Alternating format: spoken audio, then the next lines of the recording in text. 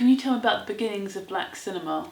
As far as history is concerned, at least in film history, Oscars being the major recognition. So it would have started back around 1939 when Hattie McDaniel became the first African American woman to win an Oscar for a supporting role in Gone with the Wind.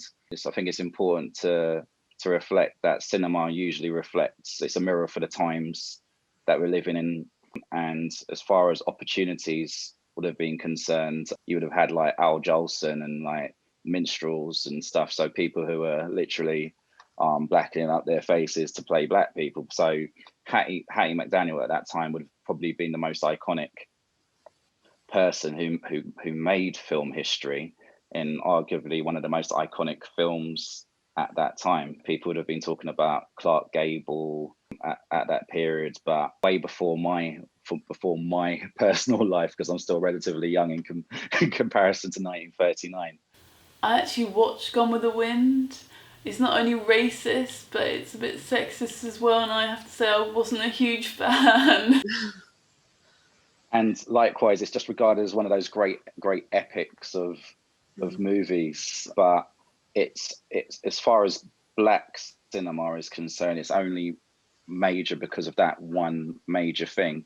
Now, we're talking at a time when I was growing up watching Tom and Jerry, and Tom and Jerry was still having that idea of having this black woman's voice going Thomas and all of that sort of stuff. If you fast forward probably like 10 to 15 years, and then you had an actor by the name of Harry Belafonte. He was like he was a singer predominantly, but he did stage, and he was in a film which is quite iconic called Carmen Jones, which has had Dorothy Dandridge, like obviously another screen goddess at that time. So it took about another 15 years before someone was able to kind of break that mold and tell a different kind of story.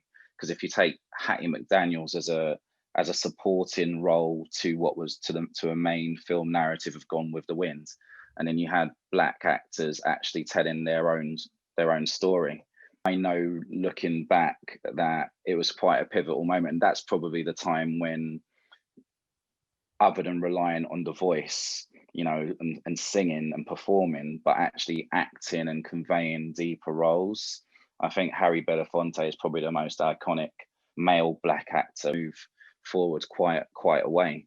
And I think typecasting has a lot to do with that, especially during that particular period of film.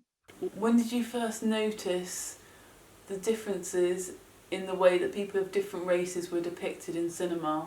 That's a good question. For me, I always thought about it for probably at least 25, 30 years ago. Because if you're talking that growing up, so if I was a kid, you're looking for recognizing someone that you see, you wouldn't say like, oh, there's another black person, but that didn't really happen with me straight off. The most iconic character would have been for me, because I watched Star Wars as a child. So for me to find out that the voice of Darth Vader was played by a black guy named James Earl Jones, that would have been quite iconic, because as a child, I then went on to watch Conan the Barbarian, which featured Arnold Schwarzenegger, but had James Earl Jones as the villain, which was unusual because he had straight hair. So it was like, I wasn't sure if they were trying to take the ethnicity out of him, but it made him as a villain, but he was still prominent enough at that time. So we're talking like the 80s. I was watching Return of the Jedi, would have probably have been like mid-80s at the time at the cinema. So I think James Earl Jones was the most iconic person at that time when I was thinking about black people in cinema. But the first person I got to see that was probably more comedic would have been Eddie Murphy. There was a huge period of the 80s where there were buddy cop films. So at that time, before Eddie Murphy did his iconic films of Beverly Hills Cop, he did two films called 48 Hours and another 48 Hours of Nick Nolte. So I think the buddy cop film was my first bit of like, hey, there's a black person on screen and he's getting he's getting a lot of screen time and he's everywhere. the generation, the last generation, not the current millennials, they would have had Will Smith growing up with the Men in Black. So we're talking popular culture, black actors, but not necessarily known for really serious roles. Whereas for many years, like serious acting was happening, and I think a lot of it was overlooked. And then you've got the thing about like diversity within cinema altogether. So female actresses or being known for roles, and you'd have to again go to the 80s for probably Whoopi Goldberg being one of the most iconic, even though she was known as a comedian at the time. She got to progress and star in some really prominent roles. The serious films of The Color Purple, an Alice Walker book made into, adapted into a major film directed by Steven Spielberg. It featured Danny Glover, who went on to do the Lethal Weapon franchise with Mel Gibson. You know, Oprah Winfrey was in that, who's quite major in production and TV. So it's a film that launched some people into our hearts, but it took a director, a white director, Steven Spielberg. You know, he was doing Close Encounters of the Third Kind, he did E.T., he did Indiana Jones, Back to the Future. There were so many films that he's known for, but that one film, I think, unlocked more opportunities in black cinema at that time. In terms of, I suppose, women in cinema, I always notice that there's fewer women kind of at the top who are older, and it's like so this is kind of a thing for diversity in cinema. So you've got more older men but fewer older women. It's kind of a bit skewed, but anyway. I agree on that front. Women in cinema, full stop, regardless of ethnicity. It's always been a challenge to break those boundaries. Well, last 2 decades, it would only have been Kathryn Bigelow for The Hurt Locker. She's the first female to win a direct an Oscar, I believe. So it's going to be years before there's more parity with people, you know, in all areas of film production, all the way through to directing, because there's lots of accolades that have been won, but on the black side, there hasn't been a Best Director Oscar yet, and that's despite all of the films that you've seen over the last 10 years that have been produced. So Steve McQueen, 12 Years a Slave, I think won 3 Oscars. I think it was Best Picture, Best Adapted Screenplay, and Lupita Nyong'o, she got Best Supporting Actress. But for a film that was so iconic, it didn't win Best Director.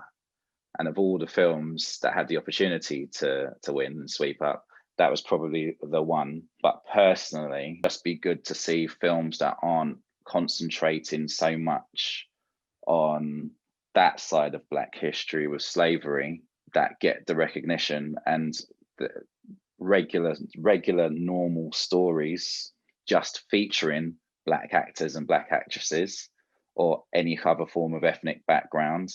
If it took Parasite to win Best Picture, to be the first international film to do it, you know, then that shows you we've still got a lot more work. My hope is that 2021 and onwards, there's just more stories, more real stories. And this is where I think television takes over with the rise of streaming services like Netflix and Amazon and Disney as well, putting out their own produced content that should help to create and allow the writers, directors, producers to put more diverse characters within their catalogues.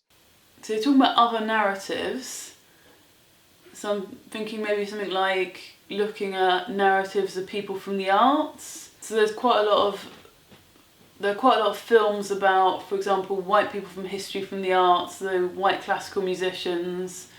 So there's biopics of, for example, Mozart and Beethoven, but there were black classical musicians, and there was actually a black classical musician around the same time as Mozart called Chevalier de Saint-Georges, and he apparently influenced Mozart, but you hear like relatively little about him, and like not much is known about him. The only recent film that I saw in the early part of lockdown would have been like the James Brown story, Get On Up, and that was quite a powerful biopic. I think in terms of Black history, I think when there's a concentration on the more of the scandal and the drama rather than the beauty of like jazz and Ella Fitzgerald and Nina Simone, a film that I haven't watched, which I need to watch, on Aretha Franklin. I think there's a fine balance between entertainment and the actual story of what actually happened, and whether a viewer finds that as interesting. I'd love to see more of a variety of stories and content to focus on all different forms of history that people are not aware of. Steve McQueen, who I mentioned before, he's doing that with his Small Axe series of films, which I find are interested in exploring different parts of Black British history. At the moment, there's a lot of content which looks at Black history, looking at the injustice as well. Like Spike Lee, one of my favorite directors, writers, has concentrated on the political movement for a long time with his films, but he did turn to doing biopics.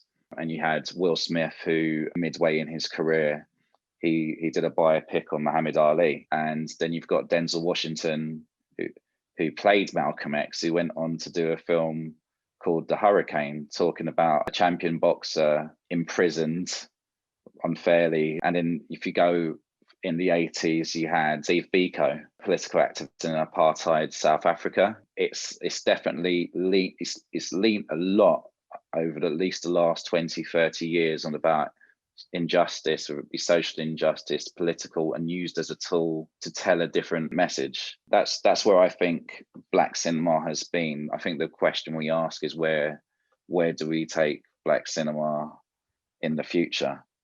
You know, and is Black cinema a thing, or is it just that we're looking to be inclusive in regular stories? And I think that's probably the greater question.